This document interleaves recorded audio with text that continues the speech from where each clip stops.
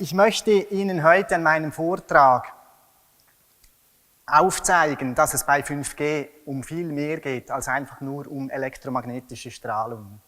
Ich werde nicht viel über die gesundheitlichen Auswirkungen sprechen, ich werde das antönen, da werden wir nachher im Anschluss an mein Referat Dennis hören,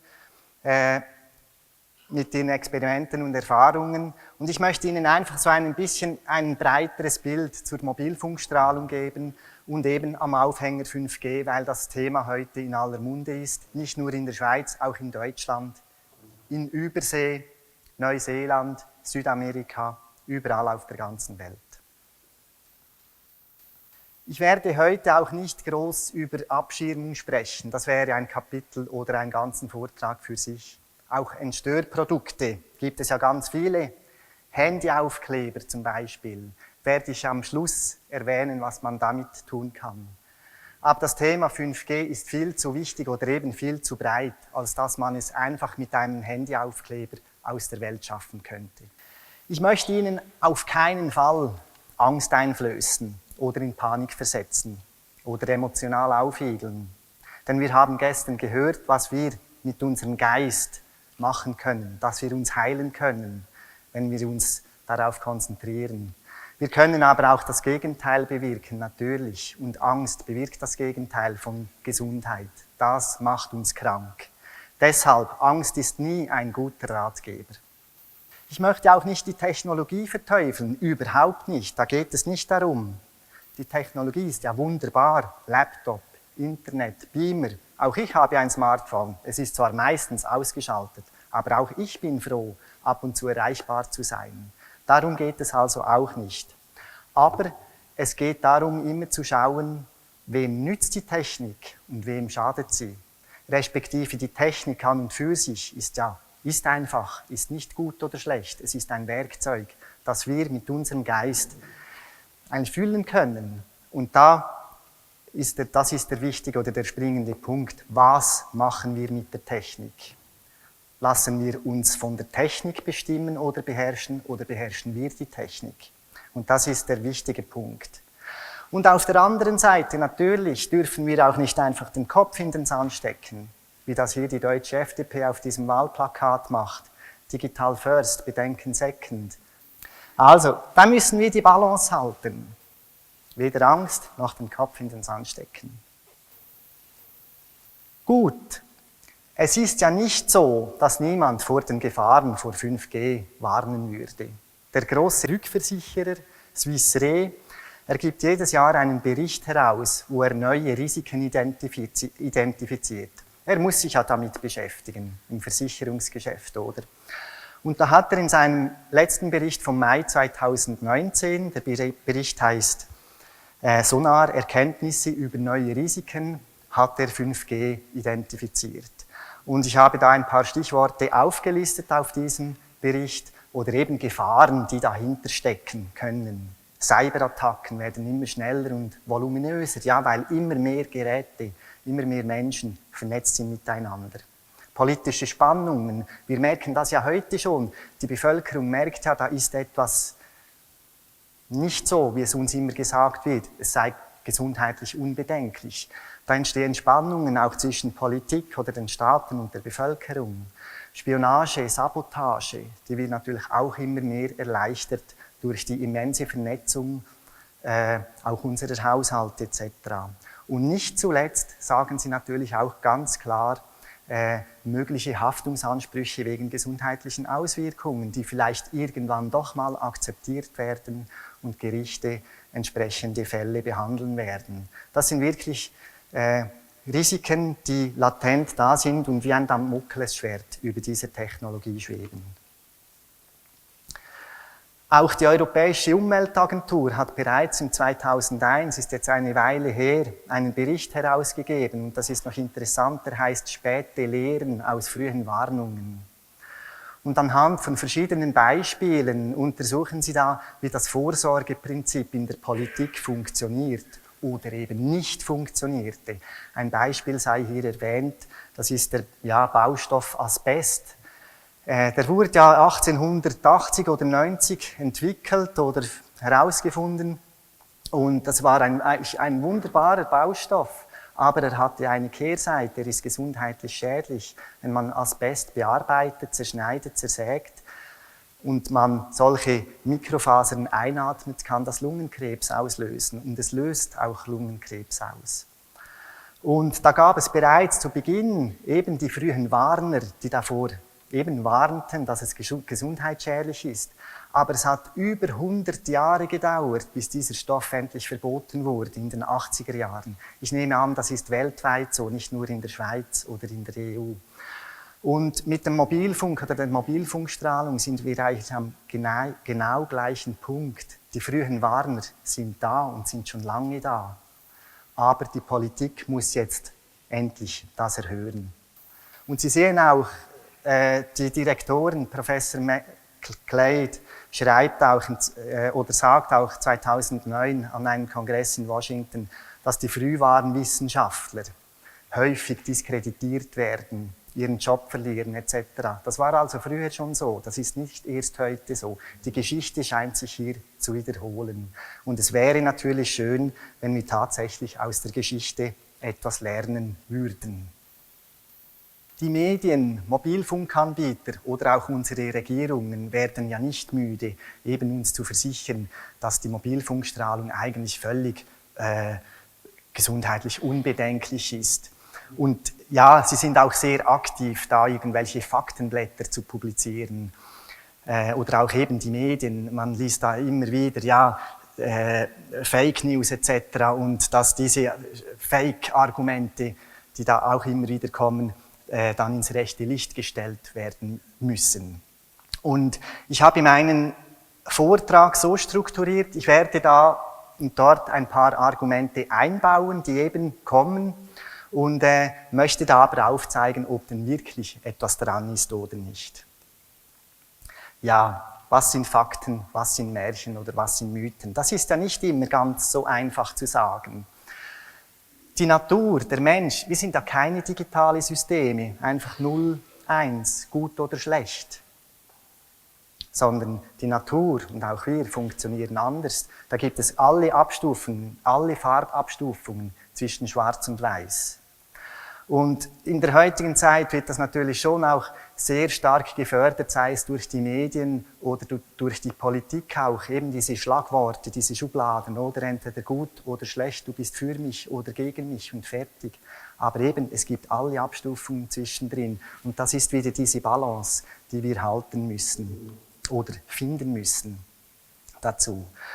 Gut, 5G ist nichts Neues. Wird oft gesagt, und das impliziert ja so, ja, wir haben ja 5G oder 5G ist am Kommen, ist ja nichts Neues, wir haben schon 4G, 3G, 2G etc. Das hat uns ja auch nicht unter den Boden gebracht, also ist ja 5G sicher auch nicht schädlich. Schauen wir mal, was 5G da wirklich Neues bringt. Das ist ja eine Riesenkiste, die 5G-Kiste. Ich werde mal kurz ein bisschen drin rumwühlen und ein, zwei Aspekte daraus hervorziehen. Vieles haben wir schon im letzten Jahr von Marcel Hoffmann gehört an seinem Vortrag. Und ich möchte da nur auf die Homepage verweisen, der World Foundation for Natural Science. Sie können diese Referate und Vorträge alle schauen dort und ich ermuntere Sie, schauen Sie da rein, ist wirklich spannend. Darum, ich werde da nicht viel wiederholen, was im letzten Jahr gesagt wurde. Ja, was ist denn überhaupt 5G? 5G ist der 5. Mobilfunkstandard. Und als Mobilfunkstandard bezeichnet man die Normen und Regelungen, auf denen die Technologie und Systeme mobiler, digitaler Kommunikation aufbauen. Das ist also ein ganzer Strauß. Und wenn wir heute etwas über Antennen und so sprechen, dann geht es bei 5G natürlich nicht nur um die Antennen, sondern die ganze Infrastruktur, die auch darunter liegt und die es da auch braucht und aufgebaut oder erweitert werden muss, damit das Gesamtsystem überhaupt funktioniert. 5G, ja eben, was ist neu an 5G? 5G ist eine Weiterentwicklung der bestehenden Mobilfunktechnologien und bringt primär einfach mal massiv erhöhte Geschwindigkeit. Viel mehr Daten können da übertragen werden in einer viel kürzeren Zeit. Man spricht da heute von irgendwo 10 bis 100 Gigabit, die da übertragen werden können pro Sekunde. Also eine Ver-10- bis Ver-100-fachung der Geschwindigkeit und der Datenmengen, die da übertragen werden können. Es sollen auch viel mehr Geräte miteinander verbunden werden können, als dies heute schon der Fall ist. Man spricht da bis 1 Million Geräte pro Quadratkilometer. Weltweit, ich habe diese Zahlen auch aus dem Internet gelesen, weltweit erwartet man da bis zu 200 Milliarden Geräte, die vernetzt werden können. Das ist die eine Quelle. Bei der anderen Quelle habe ich sogar von 7 Billionen Geräten gelesen. Also bei 7 Milliarden Menschen auf diesem Planeten, oder? Das wären irgendwo 1000 Geräte pro Mensch auf dieser Erde, die da vernetzt werden können. Und so ist 5G der Wegbereiter für die Digitalisierung. Ich habe da ein paar Begriffe aufgeschrieben: Smart Home, Smart Security, Smart Mobility, Smart City. Das sind ja alles so Schlagworte, die uns heute ja fast so ein bisschen um die Ohren geworfen werden. Aber dahinter steht eigentlich wirklich die Vernetzung aller elektrischen, elektronischen Geräte, die auf dieser Erde sind. Und das zieht natürlich auch eine massive neue Anzahl, erhöhte Anzahl solcher Geräte mit. Sie sehen das auf diesem Bild schematisch dargestellt, oder? Auch die Haushaltsgeräte sollen vernetzt werden, die Kaffeemaschine am Internet. Und da ist sogar noch ein Mikrofon eingebaut, damit ich der Kaffeemaschine Sprachbefehle geben kann. Und eben, da werden auch immer mehr Mikrofone eingebaut natürlich. Und Sie können sich vorstellen, dass diese Daten und durch diese Vernetzung, dass diese Daten nicht einfach irgendwo lokal auf einem PC im Keller gespeichert sind. Das ist alles auf dem Netz, auf der großen Cloud hier.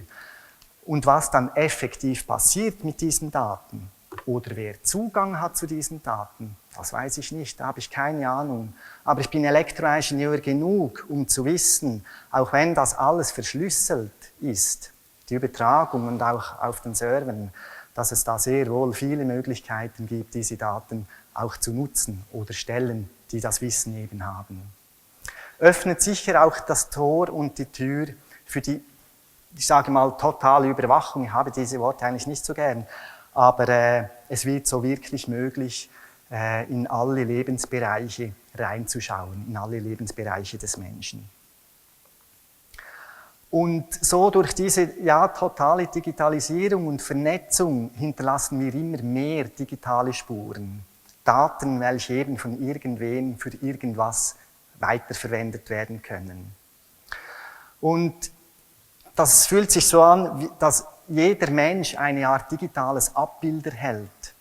Ein digitales Abbild, wo alle Informationen über mich gespeichert sind. Und das sind Daten, die ich hinterlasse in meinem Leben. Meine Suchanfragen auf Google zum Beispiel, Facebook-Einträge, meine Einkäufe über das Internet, aber eben auch meine Sprache, meine Gedanken, vielleicht sogar meine Gefühle, welche ich in meinen 4 eigenen Wänden hinterlasse, wenn diese ja auch aufgezeichnet werden. Und durch das werden wir natürlich berechenbar. Und das ist letztendlich auch das Ziel von vielen Konzernen und Firmen, dass wir berechenbar werden. Und zum Beispiel, und das ist jetzt nur ein kleines Beispiel, dass uns auf dem Internet, wenn wir etwas suchen, entsprechende Werbung, auf uns zugeschnittene Werbung gezeigt werden kann. Das ist jetzt nur ein harmloses Beispiel. Aber was gibt es Schöneres für Regierungen oder Konzerne, berechenbare Kunden oder eben Bürger zu haben? Das hat alles mit 5G zu tun. Und die Digitalisierung führt auch immer mehr zu einer Trennung von mir oder von uns als Menschen und der Natur, unserer Mitwelt, unserer Umwelt. Die Technik schiebt sich ja richtiggehend zwischen uns. Wir beschäftigen uns immer mehr mit Technik, mit irgendwelchen Geräten, anstatt dass wir uns direkt mit der Natur beschäftigen würden. Gut, wir sind ja immer noch beim Thema, was ist neu an 5G? 5G durch die große Datenmengen oder durch die zunehmenden Datenmengen braucht es natürlich auch neue Datenautobahnen. Das ist ja wie beim Verkehr, wenn der Verkehr zunimmt, müssen wir neue Straßen bauen. Und das ist eben bei der Mobilfunktechnologie auch so. Die bestehenden Frequenzen, wo eben die Daten drüber verteilt werden, die sind ausgelastet oder die sind ja voll. Und deshalb werden auch neue Frequenzbänder erschlossen. Heute nutzen wir ja Frequenzen etwa bis 2,4 GHz mit 4G und die korrespondierenden Wellenlängen da, die sind irgendwo im Zentimeterbereich, vielleicht bis 30 Zentimeter. Und Strahlung, elektromagnetische Strahlung ist immer dort besonders wirksam, wo die Wellenlänge mit biologischen Strukturen oder Abmessungen korrespondiert. Und mit 5G werden wir viel höhere Frequenzen erschließen. Also wenn wir eben heute bei 2,4 GHz sind, im ersten Rollout oder in der ersten Phase von 5G werden in den meisten Ländern neue Frequenzen bis etwa 3,5 GHz verwendet. Aber das ist der erste Anfang. Im Endausbau soll 5G bis 90, 100 GHz hochgehen. Und da sind wir dann im Bereich von Millimeterwellen. Haben Sie sicher auch schon gehört. Und das heißt, hier korrespondieren die Wellenlängen zum Beispiel mit den Abmessungen von Insekten. Und da ist es sehr gut möglich, dass wir da wirklich auf ein Problem zulaufen mit den Insekten. Wir haben das Insektensterben ja heute schon, aber das kann sich natürlich massiv verschärfen. Auch wird viel mehr Strahlung in der Haut, und die Haut ist ja nicht nur die Haut, das ist unser größtes Organ, das wir haben, viel mehr Strahlung in der Haut absorbiert. Und man warnt auch davor, dass Augenschäden, die Netzhaut besonders betroffen sein könnte. Eben, das sind alles die frühen Warner, die solches sagen und natürlich auch diese Aussagen mit Studien zum großen Teil unterlegt sind. Jetzt die hohen Frequenzen haben ein Problem. Sie sehen hier die Reichweite dieser Strahlung in Abhängigkeit der Frequenz. Bei 700 MHz, wenn wir da einfach die natürliche Freiraumdämpfung anschauen, erreichen wir etwa eine Reichweite von 4000 Metern. Bei 3,8 GHz, also bei den heutigen ersten 5G-Frequenzen, sinkt das etwa auf 700 Meter. Und wenn wir aber wirklich die hohen Bandbreiten wollen, dann müssen wir 28, 40, 80 GHz Bänder erschließen. Und die Reichweite sinkt da massiv. Etwa noch 80 Meter Reichweite, die wir haben. Auch das ist eine Neuerung, die mit 5G kommen wird. Und natürlich kann man da Abhilfe schaffen. Ich sage dann schon noch wie. Die Handys selber entwickeln sich natürlich auch weiter. Die ersten Handys, die hatten ja oben noch so eine sichtbare kleine Antenne, oder? Und die Strahlung hat sich da wirklich halt im Kopf oder über dem Ohrbereich konzentriert. Die Antennen in den Geräten, die sinken aber von Generation zu Generation weiter nach unten oder verteilen sich sogar über das ganze Gerät. Das heißt, wenn jetzt eine Studie vielleicht vor 10, 20 Jahren erhöhte Hirntumore festgestellt hat, dann muss das heute mit den heutigen Geräten nicht mehr zwingend so sein. Weil sich die ganze Strahlenbelastung nach unten verschiebt, sind wir plötzlich in diesem Halsbereich, welcher viel mehr Strahlung erhält, Schilddrüsenkrebs. Das sind vielleicht solche Themen, die man heute anschauen müsste. Und darum, was gestern war, muss heute nicht mehr unbedingt gelten. Auch das ist ganz einem Wandel unterworfen. Ich habe da wirklich nur 1, 2 Aspekte rausgezogen. Auch Beamforming, adaptive Antennen, da könnte ich jetzt viel erzählen. Das haben wir letztes Jahr schon gehört und ist für meinen heutigen Vortrag auch gar nicht so relevant. Darum sage ich nicht viel dazu. Aber 5G bringt wirklich viel Neues. Und gerade auch was die Studienlage betrifft, diese hohen Frequenzen sind praktisch noch gar nicht erforscht, was das heißt auf unsere Gesundheit und die Gesundheit des ganzen Planeten. Ein weiteres Argument, das dann immer kommt, ja, 5G strahlt weniger, weil die Datenübertragung kann effizienter geschehen, also strahlt es weniger. Und da frage ich mich schon, wenn ich diese Grafik anschaue, das ist eine Grafik der übertragenen Datenmengen auf dem Mobilfunknetz der Swisscom, das ist der größte schweizerische Mobilfunkanbieter. Und sie haben die Datenübertragung oder die Datenmengen für das Jahr 2019 bereits interpoliert oder extrapoliert. Und Sie sehen, das ist wirklich ein exponentielles Wachstum. Und das muss ja auch so sein aus der Sicht der Mobilfunkanbieter. Die investieren ja in neue Infrastruktur und sie müssen diese Ausgaben, diese finanziellen Mittel natürlich auch wieder reinholen können.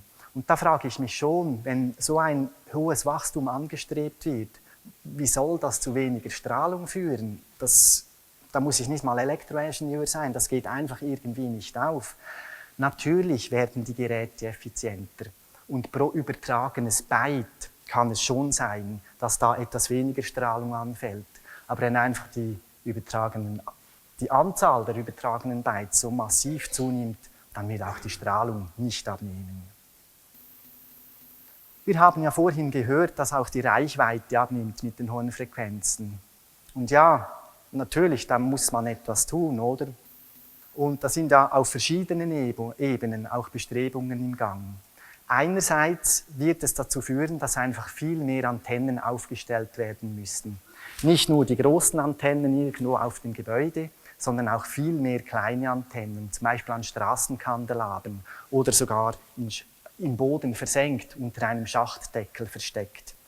Natürlich haben diese kleinen Antennen eine geringere Sendeleistung, sonst würden wir gerade geröstet, wenn wir da nebendran vorbeilaufen.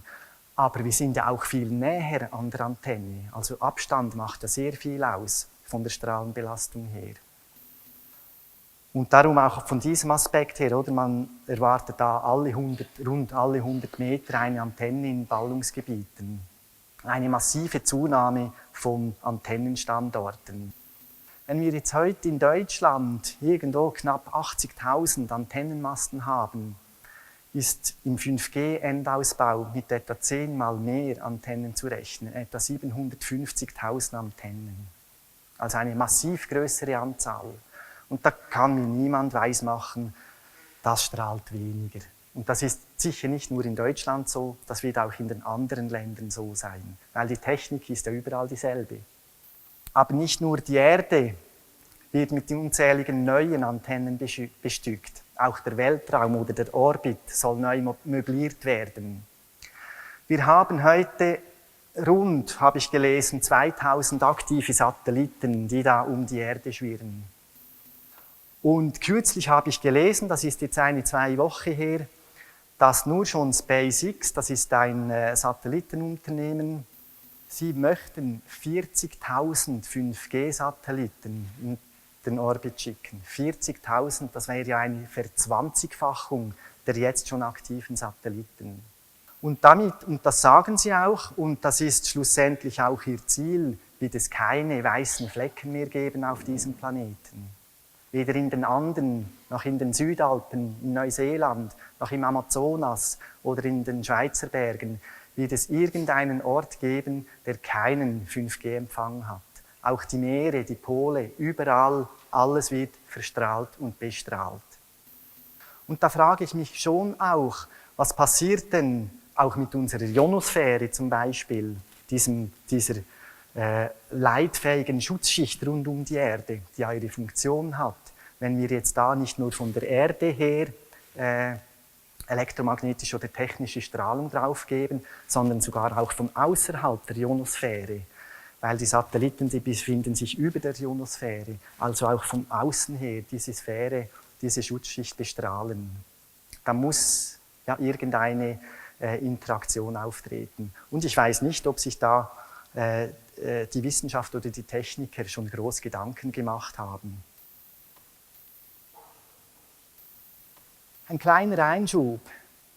Das eigene Handy strahlt viel stärker. Das wird ja auch oft gesagt, oder? Ja, die Antennen, die Bestrahlung von wo auch immer ist gar nicht so schlimm, oder? Weil hier bin ich ja wirklich ganz extrem nahe an meinem Sender. Natürlich hat das etwas. Aber ich entscheide, mein Bewusstsein entscheidet, wie oft, wie lange ich pro Tag telefonieren will oder Videos streamen will oder was auch immer. Das liegt in meiner Kompetenz. Sind es 5 Minuten pro Tag? Ist es 1 Stunde pro Tag? Sind es 10 Stunden pro Tag? Die Einwirkung ist auch relativ lokal mit dem starken Feld, natürlich beim Kopf. Ich will das gar nicht verharmlosen, aber es ist weniger eine Ganzkörperbestrahlung. Was aber von außen kommt, also von den großen Antennen oder jetzt eben neu auch von den Satelliten, das ist eine 24-Stunden-Bestrahlung, eine permanente Bestrahlung, die ich nicht einfach abschalten kann. Und ich kann nicht mal flüchten, weil wir ja eben nicht mal mehr diese weißen Flecken auf der Erde haben. Und vielleicht kennen Sie oder sagt Ihnen etwas der Petkow-Effekt. Der besagt, dass eine niedrige Strahlendosis über eine lange Zeit viel schädlicher sein kann als eine hohe Dosis über eine kurze Zeit. Also das heißt nichts anderes, wenn ich permanent in einem elektromagnetischen Feld bin, von einer Mobilfunkantenne oder einem WLAN, obwohl rein vom Messwert her diese Belastung nicht sehr groß ist, aber kann das viel schädlicher sein als eine Viertelstunde telefonieren hier am Ohr. Das müssen wir uns auch gewahr sein und bewusst sein, dass es diesen Effekt gibt. Zusammenfassend zu diesem Block wage ich wirklich zu behaupten, dass 5G massiv mehr strahlen wird. Ein weiteres Argument, das oft kommt, ja, für unser Überleben oder für das Überleben der Wirtschaft brauchen wir 5G, sonst verlieren wir den Anschluss und überhaupt nichts mehr läuft in der Schweiz zum Beispiel. Und da müssen wir auch eine gewisse Vorreiterrolle übernehmen. Aber brauchen wir 5G wirklich? Oder besser gefragt, wer braucht 5G? Wer ist das Wir, das da geschrieben steht? Schauen wir mal. Natürlich, die Mobilfunkanbieter, die haben ein vitales Interesse, dass das 5G möglichst bald kommt. Das ist natürlich ein Geschäftsmodell, ist logisch. Die einzelnen Anbieter haben natürlich auch viel Geld bis anhin schon investiert und das muss wieder eingespielt werden, ganz einfach aus wirtschaftlicher Sicht. Das ist ja verständlich, da ist ganz klar. Das ist eine Werbung von der Swisscom wieder, ein Plakat in der Stadt Luzern, das ich im Frühling mal fotografiert habe. Und gerade die Schweiz will ja da eine Vorreiterrolle in Sachen 5G übernehmen. Die Swisscom schreibt sich auch auf die Fahne, ja, wir wollen sogar Technologieführerschaft haben und darum die Ausbaupläne sind so, dass bis Ende dieses Jahres die ganze Schweiz eine 5G-Abdeckung hat. Und eben, wenn es um Geld geht, diese neuen Frequenzen, die werden ja versteigert durch die Staaten, verkauft an die Mobilfunkanbieter, weil grundsätzlich ist das Allgemeingut, oder? Darum ist der Staat dafür zuständig. Und das bringt dem Staat natürlich viel Geld ein, wie Sie sehen. Die Schweiz hat im Frühling 380 Millionen Franken eingenommen für nur diese ersten 5G-Frequenzen und weitere Versteigerungen von den zusätzlichen hohen Frequenzen werden noch folgen. Und das ist auch in den anderen Ländern so. Großbritannien 1,4 Milliarden Pfund Einnahmen, Deutschland sogar 6,6 Milliarden Euro Einnahmen, Österreich 188 Millionen. Und eben, das geht weiter. Und das war auch in der Vergangenheit schon so, mit 4G, 3G, 2G, auch dort wurden Frequenzblöcke verkauft und versteigert. Und das ist natürlich eine schöne Einnahmequelle für den Staat. Das müssen wir uns auch im Hinterkopf behalten, dass der Staat da mitverdient, kräftig mitverdient. Also auch der Staat hat irgendwo ein Interesse. Nicht zuletzt auch, weil viele Länder auch Digitalisierungsstrategien fahren, Deutschland, auch die Schweiz, und das natürlich dann eine willkommene Technologie ist, auch diese Digitalisierung zu Ende zu führen. Dann wird auch immer gesagt, eben die Industrie und Wirtschaft, die braucht schnelles Internet, 5G, vor allem braucht sie drahtloses Internet. Aber braucht sie das wirklich? Ich denke, Industriebetriebe heute, die auf Automatisierung setzen, die haben ja schon schnelles Internet im Haus, nämlich via Glasfaserkabel. Das ist also nicht das Problem. Und auch ihre Maschinen und Roboter können sie ja ans Internet hängen, sei es durch verkabelte Lösungen. Was sie dann in-house machen, in den Fabrikhallen etc., kann ich ja sagen, ja, kann mir eigentlich egal sein, oder, als Außenstehender. Da könnten Sie ja sogar WLAN-Netze oder Mikro-5G-Netze aufbauen. Aber für die Automatisierung der Fabrikhallen, da braucht es kein flächendeckendes 5G, weil eben die schnelle Internetverbindung und die zuverlässige, sichere Internetverbindung, die haben wir ja schon über kabelgebundene Lösungen. Und das ist ein weiterer wichtiger Punkt, den ich hier ansprechen möchte, die Auftrennung in drinnen und draußen, oder? Die Mobilfunkantennen draußen, die müssen mit so starker Sendeleistung senden, dass sie auch in die Gebäude dringen oder in die Fahrzeuge dringen. Aber das ist ja nicht nötig. Interessant ist ja auch, dass etwa 80% der mobilen Verbindungen innerhalb von Gebäuden oder von Fahrzeugen hergestellt werden. Und da ist es ja wirklich eigentlich doof, wenn ich so stark die Sender einstellen muss, damit sie in die Gebäude reinkommen, oder? Man könnte das ja wirklich entkoppeln voneinander. Wenn man wirklich draußen Mobilfunkempfang braucht oder will, dann auf einem tiefen Niveau, dass die Abdeckung draußen da ist, aber sie muss nicht in die Gebäude dringen, weil da gibt es wieder andere Lösungen. Ich kann ja eine kleine Antenne in meinem Gebäude aufstellen, dann habe ich Empfang im Gebäude. Aber ich muss nicht in jedes Gebäude dringen mit der Strahlung und in Gebäude notabene, deren Besitzer das vielleicht gar nicht wollen. Und da gibt es immer mehr, die das eben nicht wollen. Unsere großen Datenfirmen ist auch ganz klar, auch diese haben ein Interesse daran, an noch besseren, noch schnellerer Verbindung, weil das ist natürlich ihr Geschäft. Oder Google zum Beispiel, das ist ja nicht einfach eine Pestalozzi-Firma, die uns eine kostenlose Suchmaschine zur Verfügung stellt. Ich habe da auch eine Grafik gefunden, die haben im letzten Jahr 136 Milliarden Dollar Umsatz gemacht. Google gehört zur Firma oder zum Konzern Alphabet, da gehört auch Android dazu, das ist das Betriebssystem der Smartphones und da sind wirklich handfeste wirtschaftliche Interessen dahinter. Ich zeige nochmals die Swisscom-Grafik, weil die hat noch ein paar interessante Aspekte reingepackt.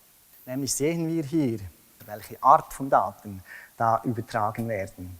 Dieser violette Balken, vielleicht können Sie es nicht gut lesen, das ist Videostreaming. Also der größte Teil der übertragenen Daten, und das war heute schon so und das wird auch in Zukunft so sein, sind Videostreaming. Oder eben vielleicht jetzt neu auch noch die Virtual Reality Daten. Aber das ist ja nicht unbedingt das, was, ich sage mal, die Wirtschaft jetzt wirklich schreit danach. Oder was wir wirklich brauchen würden, um uns weiterzubringen.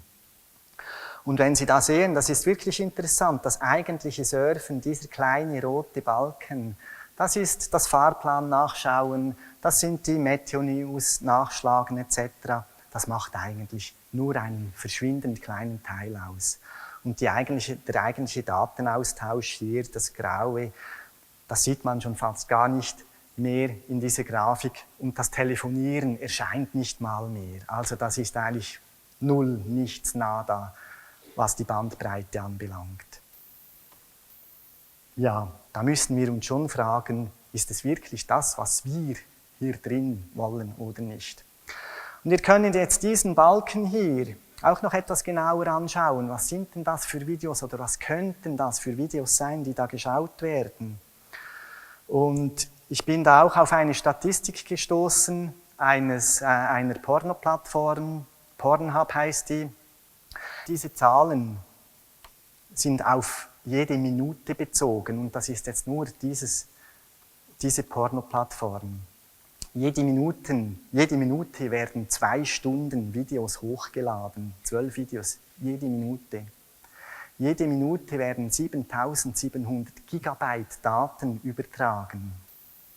Jede Minute 64.000 Besucher und 12,6 Millionen Euro Einnahmen pro Tag, nur mit dieser Internetplattform.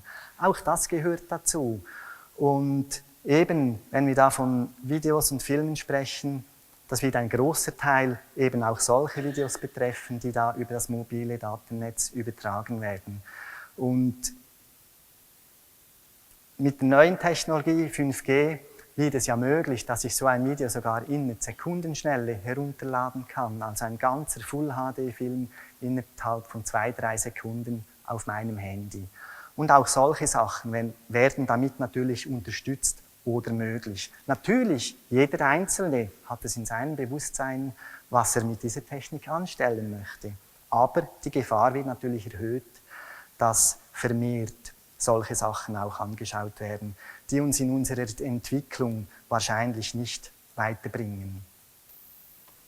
Natürlich, das ist jetzt Internet, oder? Und wenn wir jetzt noch schauen, der ganze Internetverkehr, welche Geräte denn da überhaupt eingesetzt werden, um diese Daten herunterzuladen, da habe ich eine Grafik und die ist ja vom Januar 2018, also in den digitalen Zeiten ist das ja schon fast Steinzeit. Heute sehen die Zahlen wahrscheinlich bereits etwas anders aus.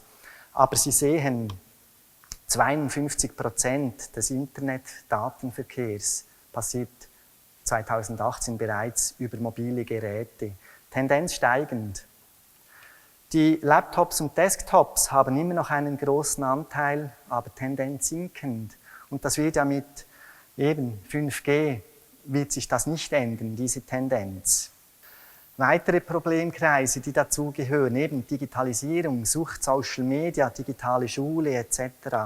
Auch da möchte ich gar nicht drauf eingehen. Wir haben im letzten Jahr 2 oder 3 interessante Vorträge gehört von einerseits Dr. Metku Rosciazzi über die Sucht, auch Internetsucht, Pornosucht, das ganze Gaming. Schauen Sie diese Filme nach. Und David und Isabel Seiler haben uns die Digitalisierung, Social Media etc. näher gebracht, was natürlich auch ein großer Problemkreis ist heute, weil es auch uns trennt. Wir haben gestern gehört über die Einsamkeit und eben die Technik, die uns da diesen Riegel schiebt zwischen die 1:1 oder Herz-zu-Herz-Verbindung, die nicht stattfinden kann, wenn da irgendein Gerät dazwischen ist. Facebook-Freunde. Da können Sie keine echte Freundschaft ersetzen. Also, da gehe ich nicht mehr groß drauf ein. Ich habe kürzlich, und Manfred Spitzer wurde gestern schon erwähnt, ist ein Heimspiel für ihn. Ich habe kürzlich ein Buch von ihm gelesen, das heißt die Smartphone-Epidemie. Und da hat Manfred Spitzer zur Digitalisierung an Schulen einen Satz geschrieben, der mir wirklich nahegegangen ist. Ich möchte Ihnen diesen Satz kurz vorlesen. Die Ausbildung der für das gesamte weitere Leben wichtigsten Fähigkeit der Selbstkontrolle wird durch digitale Medien und vor allem durch Smartphones behindert oder verhindert. Die Selbstkontrolle, unsere Lebensaufgabe hier auf diesem wunderbaren Planeten, die Kontrolle über unsere Gefühle, über unsere Gedanken, auch über unseren Körper, das haben wir gestern schön gehört von Paul Probst, was wir da alles anstellen können, uns gesunden lassen können.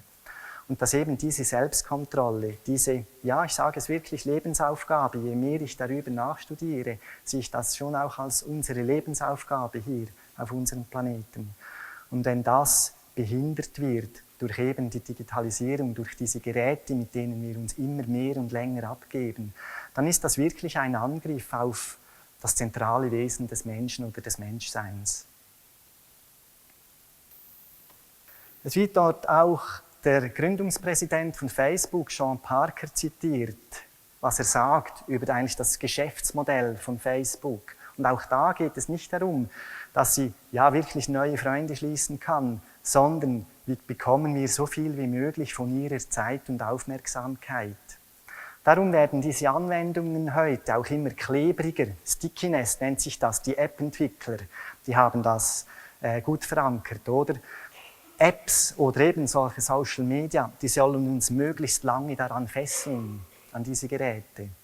Weil das ist Zeit, die wir diesen Geräten oder diesen Konzernen, die dahinter stehen, geben, damit sie während dieser Zeit einerseits Daten sammeln können, andererseits aber auch zum Beispiel Werbung schalten können, damit wir als Konsument noch mehr angeregt werden, zu konsumieren.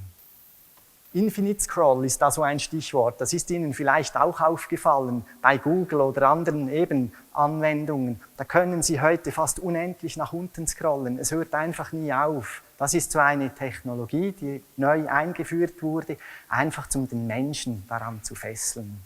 Und auch bei Suchmaschinen, YouTube zum Beispiel, die ersten Ergebnisse sind vielleicht schon solche, nach denen ich gesucht habe. Aber je weiter ich scrolle, desto extremere Ergebnisse kommen, die mich vielleicht in den Bann ziehen könnten, eben damit ich noch länger, noch mehr Zeit mit diesen Geräten verbringe. Das ist gewollt und das ist absichtlich so. Ich glaube, wir brauchen nicht unbedingt 5G. Bestehenden Technologien wären wir schon sehr gut abgedeckt oder vielleicht sogar zu viel abgedeckt.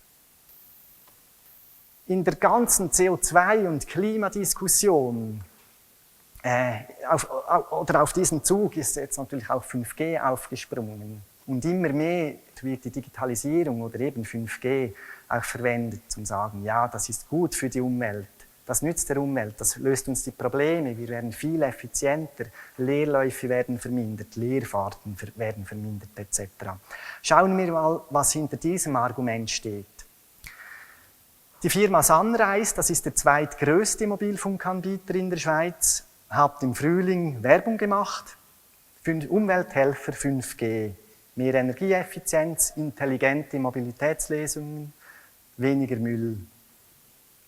Schauen wir mal, was das Thema Umwelt da für uns bereithält. Wenn wir gerade eben die ganze CO2-Diskussion oder den Hype anschauen, ich beschäftige mich ja beruflich mit Energieberatungen seit einer Ewigkeit fast und mir ist es ein Anliegen, unseren Planeten zu erhalten und auch Ressourcen zu schonen und mit Energie vernünftig umzugehen. Aber was heute passiert mit der ganzen CO2-Diskussion, das ist wieder die Waage, die früher vielleicht so war und jetzt plötzlich in die andere Seite kippt. Auch da ist etwas aus der Balance geraten. Und wenn ich jetzt nur mal schaue, oder auf den Flugverkehr wird wie wild herumgehackt, diese CO2-Emissionen, unsere Freunde aus Neuseeland, die müssen sich ja blöd vorkommen, hier zu sein, einen so großen, so weiten Weg unter die Füße genommen zu haben. Aber auch hier stellt sich ja immer die Frage, für was steht dahinter, was ist die Motivation, wenn wir so etwas machen. Und einfach eben in der ganzen CO2-Diskussion, der Flugverkehr ist der Prügelknabe heute, ist für 2% der Treibhausgasemissionen zuständig. Und die digitalen Technologien, und dazu gehört halt nicht nur die Antennen, die draußen stehen, auch die ganze Infrastruktur, Serverinfrastruktur darunter, hat heute bereits, oder letztes Jahr in 2018, waren es etwa für 3,5% zuständig. Aber da hören Sie nichts in der öffentlichen Diskussion. Und da sind natürlich die Zuwachsraten enorm. Wenn Sie eben gehört haben, nur Deutschland eine Verzehnfachung der Antennenanzahl und eben die ganze Infrastruktur, die auch Strom braucht. Es braucht Ressourcen, graue Energie, um diese Geräte herzustellen und auch eben neue Handys herzustellen. Das ist ein altes Handy, da kann ich nicht 5G brauchen, telefonieren drüber.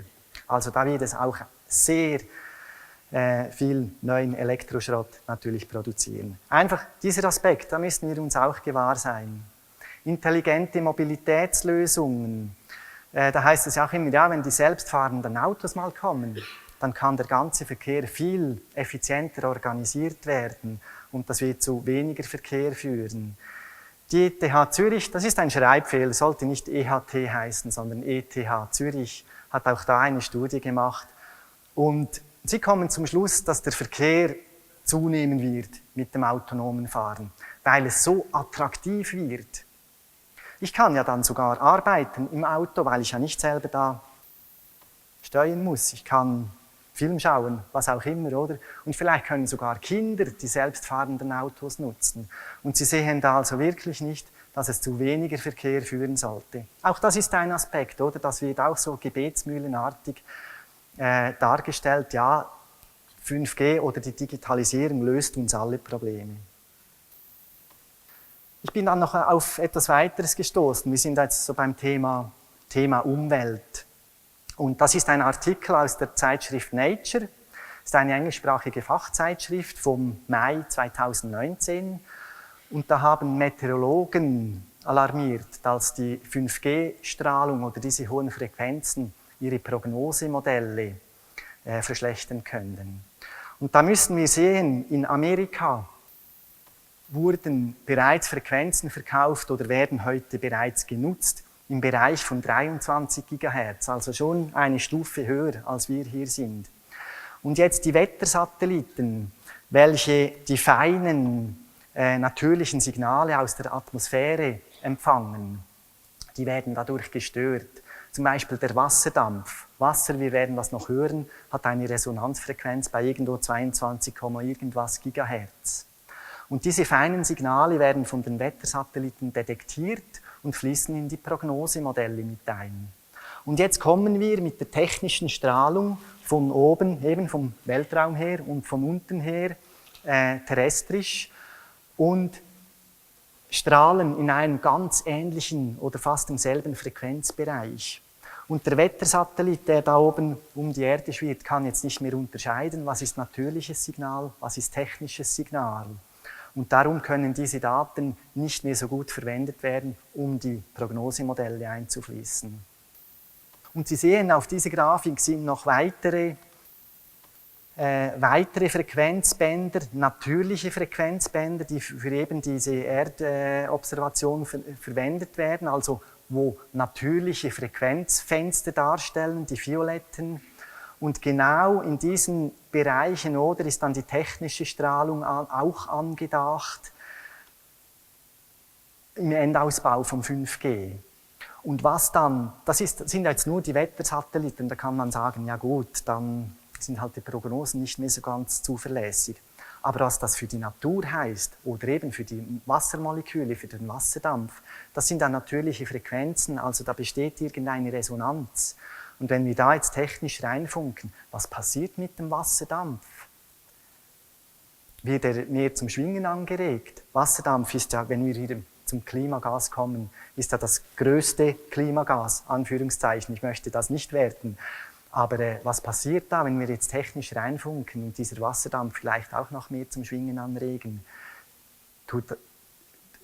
Führt das nicht auch zu einer größeren Erderwärmung zum Beispiel? Einfach diese Fragen müssen wir uns tatsächlich stellen und sind aus meiner Sicht heute absolut nicht beantwortet.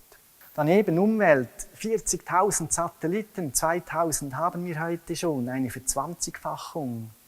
Da geht dann schon auch die Post ab und die hauchen ja irgendwann auch ihr Leben aus. Also es werden wieder neue Satelliten raufgeschossen. Und was mit all dem Weltraumschrott passiert, ich weiß es nicht. Gewisse Teile werden auf die Erde stürzen, verglühen in der Atmosphäre, im Meer versinken. Ist natürlich auch nicht gut. Ein Teil wird irgendwo auf Nimmerwiedersehen gehen, vielleicht von einem anderen Planeten eingefangen werden. Aber hey, der Weltraum ist nicht unsere Müllhalde. Wir können diese Probleme nicht auch noch exportieren, nach weiter draußen. Wir sind hier, um unsere Probleme hier auf der Erde zu lösen. Wir sind immer noch bei der Umwelt. Das ist eine Luftaufnahme des eidgenössischen, muss ich gerade schauen, dass ich es richtig sagen, Schwing- und Älplerfestes. Das hat Ende August in Zug in der Schweiz stattgefunden. Da wurde eine temporäre Arena aufgebaut für über 50.000 Personen. Das sei weltweit die größte temporäre Arena, die da aufgestellt wurde. An diesem Wochenende kamen über 300.000 Besucher diesen Anlass sehen. Und Sie können sich vorstellen, dass ein großer Teil dieser Besucher auch irgend mit solchen Geräten unterwegs war und diese auch benutzt haben. Die Swisscom, wie ich gehört habe, hat an diesem Fest auch temporäre Antennen aufgestellt, eben um diese große Datenmengen und diese große Anzahl an Nutzern überhaupt verarbeiten zu können. Und es hat mich jetzt ein Anwohner angerufen und gesagt, ja, er möchte mir etwas zeigen, ihm sei etwas aufgefallen im Nachgang zu diesem Fest. Und schauen Sie, hier hinten ist der Zugersee und da fließt die Lorze. Das ist ein Bach, der den Zugersee entwässert und da ist eine schöne Hecke entlang dieses Baches. Und er hat mir gesagt, ja, wir haben da abgemacht, ich soll dann eben mit ihm diese Hecke anschauen kommen. Ihm sei da aufgefallen, dass nach diesem Fest, und das sei ihm vorher nicht aufgefallen, nach diesem Fest waren sehr, sehr viele Blätter von Sträuchern und Bäumen verdorrt oder haben, wie Sie das in diesem Bild sehen, so einen braunen, verdorrten Rand bekommen. Und das sei ihm nicht aufgefallen vorher. Er hat sogar diese Strecke oder diese Pflanzen mit dem Förster angeschaut, der seinerzeit vor 20, 30 Jahren diese Hecke gepflanzt hat. Und auch er sagte, das ist nicht normal. Und wir haben auch gesehen, dass dem Festgelände zugewandte Seite eben diese Verbrennungen viel stärker waren als auf der abgewandten Seite. Und auch das passiert. Und das passiert dann nicht mit 5G, weil 5G ist gar noch nicht in Betrieb dort. Das ist alles basiert auf der Strahlung, die wir heute schon haben. Also die Umwelt leidet wirklich darunter. Und es müssen ja nicht direkte Schäden sein, die da entstehen, oder nicht nur direkte Schäden. Aber die Einflüsse können sich auch hochschaukeln, kumulieren. Also, dass wenn Umweltgifte vorhanden sind oder Belastungen vorhanden sind, auch Trockenheit zum Beispiel. Also der Sommer 19 war jetzt nicht ausgesprochen trocken in der Schweiz. Wir hatten immer wieder Niederschlag. Aber doch, wenn wir solche Einflüsse haben und dann noch Mobilfunkstrahlung dazukommt, dass das einfach verstärkt wird, oder? Und die Schäden viel häufiger auftreten. Das ist bei den Pflanzen sicher so, das ist auch bei den Menschen und bei den Tieren, also bei den gesundheitlichen Auswirkungen, wird das so sein. Einfach das ein kleines aktuelles Beispiel. Es ist auch nicht der fortschreitende Herbst, der da hier schon seine Spuren hinterlässt. Natürlich, das Foto habe ich im September dann aufgenommen, weil das Fest ja im August war. Hier einfach ein Vergleich eines gleichen Haselstrauches bei uns zu Hause oder in Mitte Oktober. Also da ist noch gar nichts von irgendwelcher Verfärbung oder so erkennbar oder sichtbar. Da könnte ich Ihnen haufenweise Beispiele zeigen. Es lohnt sich, die Augen offen zu halten in der Natur und eben zu schauen, was passiert da. Und dieser Zustand ist sicher nicht normal. Normal ist oder sollte wieder sein, gesunde, intakte Umwelt. Ich glaube, auch zu diesem Argument können wir sagen, 5G ist nicht wirklich gesund oder gut für die Umwelt. Jetzt kommen wir aber doch noch auf die gesundheitlichen Auswirkungen. Eben, ich komme natürlich nicht darum herum, auch diesen Aspekt anzuschneiden, aber viel mehr über die auch Zusammenhänge werden wir im Anschluss von Dönnis hören. Und auch da wird ja oft gesagt, es gibt keine Hinweise auf gesundheitliche Auswirkungen. Das lesen Sie heute und hören Sie heute immer wieder in den Medien, im Fernsehen, im Radio etc. Auch das wird gebetsmühleartig wiederholt. Und das ist ja eben auch, früher war das schon so, sei es bei Asbest oder anderen umwelt- oder gesundheitsschädlichen Stoffen. Die Mechanismen oder die Abläufe sind immer dieselbe, oder es wird immer verharmlost, bis es dann nicht mehr geht und dann stückchenweise zugegeben und irgendwann ändert es sich dann schon. Aber meine Hoffnung ist, dass wir auch bei der Mobilfunkstrahlung nicht 100 Jahre warten müssen, bis da wirklich etwas Klick macht. Es gibt viele Studien und ich werde heute keine Studien erwähnen. Aber interessant ist, dass man sogar die Studienergebnisse vorhersagen kann, statistisch vorhersagen kann, nämlich abhängig davon, ob es eine industrienahe oder finanzierte Studie ist oder eben nicht. Industrienahe Studien finden etwa in 30% der Fällen gesundheitliche Auswirkungen. Und das sagt ja schon was, oder? 30%, das ist ja nicht 0%. Also auch industrienahe Studien finden da Zusammenhänge. Und ferne Studien, bei denen ist es das Gegenteil. Da finden 30% der Studien finden keine Zusammenhänge, aber 70% finden gesundheitliche Auswirkungen.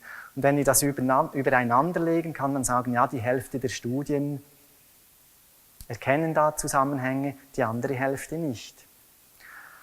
Und es ist doch so, oder das liegt im Kern der Sache, dass nicht jede Studie eine Auswirkung finden wird. Die Studien sind ja auch ganz unterschiedlich angelegt, haben verschiedene Ziele auch im Hintergrund. Und das ist ja nicht nur bei der Mobilfunkstrahlung so, das ist überall. Sie werden kein Thema finden im Leben, wo Sie 100%ige Sicherheit haben. Das ist nicht Natur. Natur ist nicht schwarz oder weiß, 100% oder 0%. Natur ist die ganze Abstufung. Und eben, es sind ja immer auch andere Einflüsse da, auch bei diesen Studien. Nicht nur die Mobilfunk- oder die Hochfrequenzstrahlung, die da untersucht wird. Immerhin bewegt sich doch langsam etwas, auf jeden Fall in der Schweiz, was die Behörden anbelangt. Und etwa seit einem halben Jahr gibt auch das Bundesamt für Umwelt zu, dass es nicht nur thermische Effekte gibt, sondern auch nicht thermische. Das Bundesamt für Umwelt in der Schweiz ist zuständig für die nicht ionisierende Strahlung, also für die elektromagnetische Strahlung, respektive für die Grenzwertgesetzgebung und die Gesundheit der Bevölkerung. Und bis anhin wurde ja immer verschwiegen oder runtergespielt, dass es eben nicht thermische Schäden gäbe, sondern es wurde rein darauf abgestützt, dass es nur Erwärmungsprobleme gibt beim Telefonieren, dass das Gewebe erwärmt wird, oder? Und da greifen dann auch die offiziellen internationalen Richtwerte, Grenzwerte an, dass diese Erwärmung des Gehirnes nicht zu stark wird. Und ich habe gelesen, ich weiß nicht, ob es so ist, aber es scheint noch plausibel, diese thermischen Wirkungen, die kommen vom Mikrowellenofen her. Den Mikrowellenofen gibt es ja schon länger und da wird ja mit Mikrowellenstrahlung mit 2,4 GHz, wie wir es hier haben, werden ja Lebensmittel erwärmt. Und das ist ja nichts anderes als ein offener Mikrowellenofen. Darum eben auch die Definition von thermischer Wirkung, also die Wirkung, dass uns dieser Mikrowellenofen nicht zu fest grilliert. Aber eben, und darum die offiziellen Grenzwerte, die richten sich nur an den thermischen Wirkungen. Aber dass es schon weit unterhalb dieser Grenze eben nicht thermische Wirkungen gibt, ist eigentlich eine blöde Unterscheidung. Aber es ist nun mal halt so, thermisch, nicht thermisch. Das sickert doch langsam ins Bewusstsein dieser offiziellen Stellen. Und als ich eben vor einem halben Jahr diese Homepage wieder mal besucht habe vom BAFU, war ich doch erstaunt, was sie da schreiben, offiziell schreiben und zugeben, dass eben verschiedene Studien auf biologische Effekte hinweisen, welche weit unterhalb der offiziellen Grenzwerte auftreten. Sie schreiben da von erhöhtem Krebsrisiko, kanzerogene Wirkung, also eben, ich habe einen kanzerogenen Stoff, Aluminium, was auch immer, und wenn jetzt noch Mobilfunkstrahlung dazu kommt, wird das noch viel extrem verstärkt. DNA-Schäden, programmierter Zelltod, oxidativer Zellstress. Und sie schreiben auch klipp und klar, dass es nicht thermische Wirkungen gibt, ist also unbestritten. Das ist schon mal ein großer Fortschritt, weil vor einem Jahr waren wir noch nicht an diesem Ort. Einfach weil die Beweislage schon langsam erdrückend wird, dass sie diese Themen einfach nicht mehr ignorieren können. Jetzt aber kommt der große Spagat. Und ich habe Ihnen hier extra das noch fett gemacht. Studien weisen auf biologische Effekte hin. Und ein biologischer Effekt, das muss ja noch nicht zwingend eine gesundheitliche, nachteilige Auswirkung sein. Und das ist dann auch die Schlussfolgerung. Es ist nicht ganz klar, ob diese biologischen Auswirkungen auch einen negativen Einfluss auf uns haben. Das schreiben sie so. Also das BAFU hat alle Gemeinden, respektive die Kantone, informiert über 5G und dieser Satz steht so drin. Es ist nicht klar, ob programmierter Zelltod, oxidativer Zellstress oder sogar erhöhtes Krebsrisiko, ob das gesundheitsschädlich ist. Ich weiß auch nicht, wie sie auf solche Ideen kommen, aber schwarz auf weiß. Ich habe selber auch kurz Studienrecherche betrieben, man liest ja sehr viel und ich wollte das auch etwas genauer selber wissen. Ich habe 1-2 Stunden investiert, etwa 20 Studienzusammenfassungen angeschaut. Sie sehen hier das EMF-Portal aufgeschaltet, www.emf-portal.org. Da werden sämtliche Studien im Zusammenhang mit gesundheitlicher Auswirkung publiziert oder zusammengefasst. Ich habe etwa 20 Studien angeschaut und etwa 10 davon hatten wirklich gesundheitliche Auswirkungen. Also auch ich komme zum Schluss, wahrscheinlich etwa die Hälfte der Studien finden etwas. Und der Bund sagt jetzt halt, ja, da muss jetzt noch mehr geforscht werden, bis das wirklich ganz klar ist. 100%ige Sicherheit wird es nie geben. Das ist einfach so, liegt im Kern der Sache. Ich habe dieses Bild vor 2 Jahren schon gezeigt, als ich hier stand und zum Induktionsherd sprach. Und es sind in diesen 2 Jahren 3700 Studien mehr gemacht worden, zusätzlich. Ich weiß nicht, wie viele Studien es noch braucht.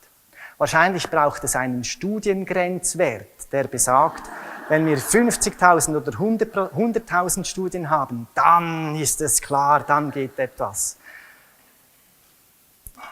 Ich weiß es nicht, aber da ist noch viel Arbeit angesagt, Aufklärungsarbeit angesagt. Es gibt genügend Belege für gesundheitliche Auswirkungen und da frage ich mich schon, auf was warten wir noch, oder? Und eben, das ist ja alles, all diese Studien sind nicht mal 5G, das ist 4G, 3G, also alles, was wir heute schon haben, zeigen diese Auswirkungen. Und 5G kommt ja zusätzlich. Ja, auf was warten wir oder was ist das Problem? Und ich habe es verschiedentlich schon angetönt, oder? Ein großes Problem ist natürlich schon die Verstrickung der Staaten mit der Mobilfunkindustrie. Wenn ich jetzt nur mal schaue, oder?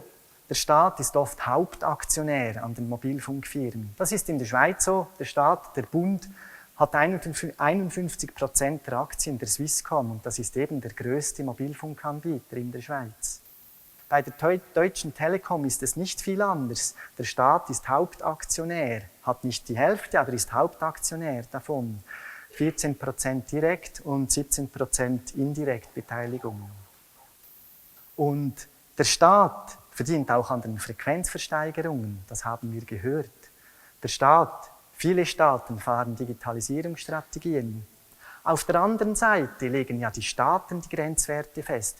Das ist ja nicht eine Vorgabe, ich sage jetzt von der WHO oder von dieser ICNIRP, dieser Strahlenschutzkommission. Das sind im Prinzip einfach Empfehlungen eines privaten Vereines notabene. Aber die WHO übernimmt das und das eben sind nur Empfehlungen und die meisten Staaten übernehmen diese Grenzwertempfehlungen. Aber die Schweiz oder Deutschland, Neuseeland, Ecuador, was auch immer, die könnten ihre eigenen Grenzwerte festlegen.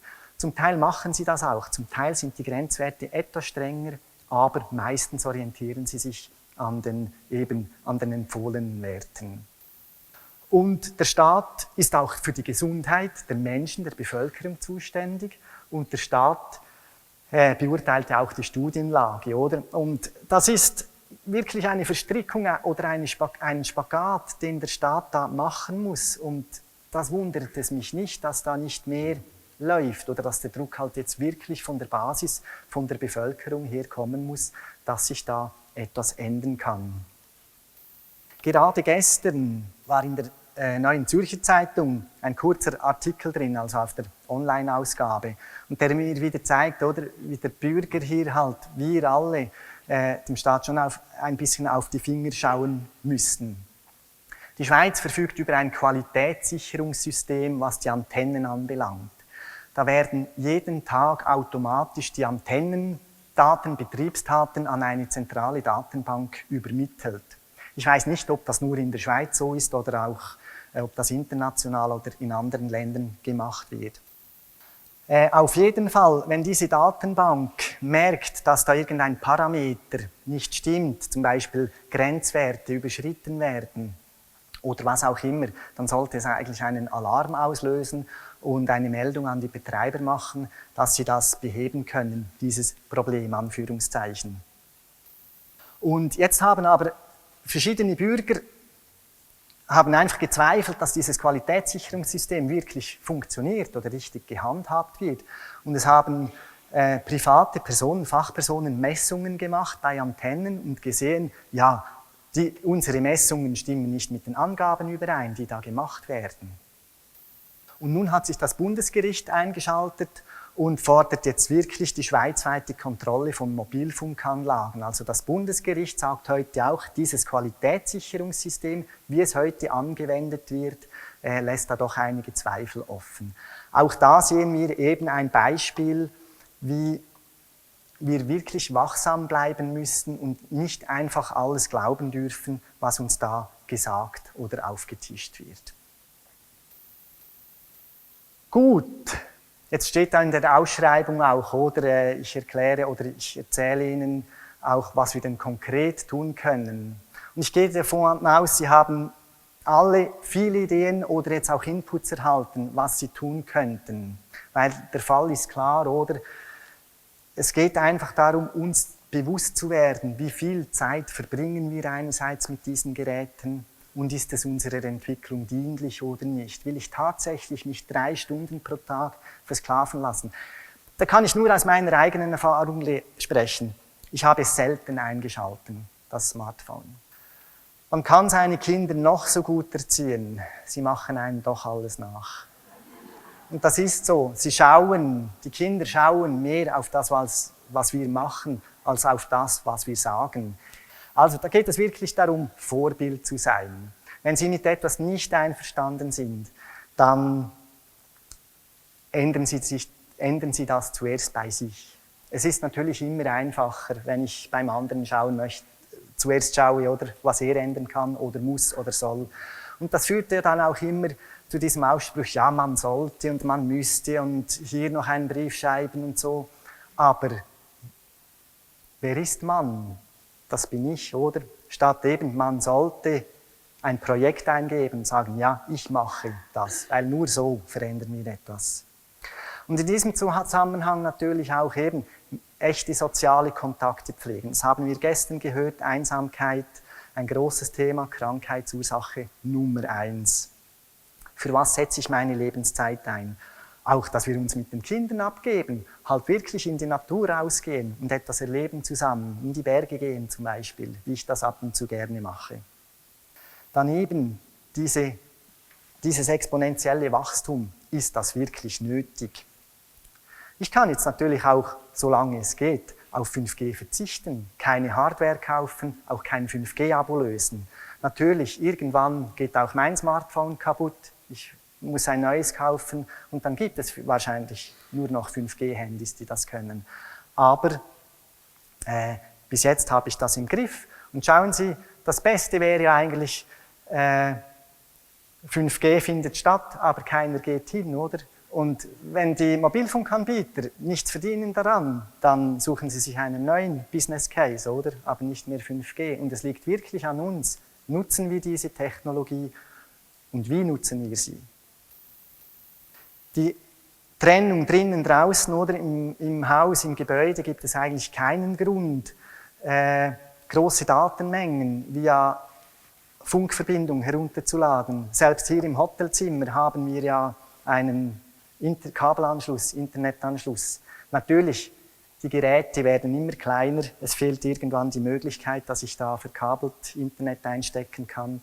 Aber doch mit der Wahl von Geräten oder dem Kauf von Geräten kann ich das selber auch beeinflussen. Ich muss ja die Zeitung nicht auf dem Handy lesen. Ich kann das ja auf dem Laptop machen, wo ich noch einen physischen Anschluss habe. Dann ganz generell, oder natürlich, es gibt viele Situationen, wo ich erreichbar sein muss, Picke, was auch immer hier auch während dem Aufbau, oder da muss so viel kommuniziert werden etc., das geht nicht anders und für das sind diese Geräte auch da. Aber ich muss da nicht stundenlang diese Geräte eingeschaltet halten und vor allem die verschiedenen Funkdienste, die da drin stecken, WLAN, Bluetooth, all diese Sachen, mobile Daten, das kann ich alles ausschalten separat, sodass ich einfach telefonisch erreichbar bleibe und aber alle anderen eingebauten Sender da nicht unnötig strahlen. Letztes Jahr eben Digitalisierung haben wir gehört von David und Isabel Seiler. Und auch da, Digitalisierung an Schulen, WLAN an Schulen, das hält in vielen Ländern Einzug. Aber auch das muss nicht sein. In Frankreich zum Beispiel ist WLAN an Kindergärten oder Kinderkrippen verboten. Und auch Mobiltelefone an Schulen sind verboten, gibt es nicht. Andere Länder können das, warum auch nicht in Deutschland oder in der Schweiz oder in Kolumbien zum Beispiel. Und dann, und für das sind wir auch hier, informieren Sie sich. Büchertisch. Es gibt so viele gute Unterlagen, Broschüren, auch Bücher. Nehmen Sie die Gelegenheit wirklich wahr, Sie kommen nie mehr so einfach zu Informationsmaterial und geben Sie diese Informationen, dieses Wissen, das Sie da erhalten, geben Sie das auch weiter an Ihre Freunde, an Ihre Nachbarn. Wenn Sie in einem Mehrfamilienhaus wohnen, ist die Chance groß, dass irgendwo irgendwer ein WLAN eingeschaltet hat, Tag und Nacht. Sprechen Sie mit diesen Leuten in allem Anstand und Respekt voreinander. Diese Menschen wissen das vielleicht gar nicht, dass das schädlich ist und sind vielleicht sogar froh, wenn sie darauf hingewiesen werden. Und auf einer größeren Ebene ist jetzt in der Schweiz und Deutschland so, dass man wirklich auch Bürgerinitiativen entstehen lässt, Unterschriften sammelt, wirklich Gemeindebehörden anschreibt oder wenn irgendwo eine Antenne geplant ist, dass man Einsprache macht, dass man wirklich auch seine politischen und demokratischen Rechte wahrnimmt und sich in die Diskussion mit einbringt. Und das wird schon erhört. Wenn das nur eine einzelne Person ist, ist die Stimme etwas leiser, aber wenn das Tausende von Menschen sind, die sich da engagieren, dann kann etwas geschehen. Und ganz wichtig, halten Sie Ihre Vision von einem gesunden Planeten aufrecht. Nur wenn Ihre Gefühle, Ihre Gedanken, Ihre Worte und Taten im Einklang sind, dann können Sie das Unmöglich Scheinende möglich machen. Ganz herzlichen Dank.